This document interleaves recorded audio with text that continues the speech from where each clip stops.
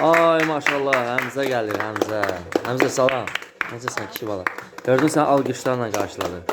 Ad gündür bugün, bildiyimiz qədər. Düzdür? Bugün ayın 26 iyul 2026-cı il. Həmzə qaqaşımızın, balamızın ad günü. Neçə yaşın? 11. Oo, 10 yubiley. Bir dənə də alqışlayar, alqışlayar. Təbrik elə kişi bala. Böyük kişi olasan, 100 yaşayasan, sağlam yaşayasan, ağıllı bala olasan. Sizə təbrik edirsiniz. Təbrik edirik. Ay sağ ol. Bir dənə qəşəng bizim üçün rəqs edirsən. Bu yaxşıdır mı mahnı?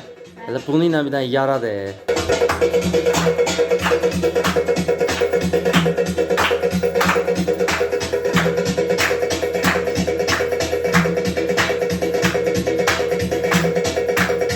Qəşəng. Qəşəng. Ay maşallah. Ay maşallah.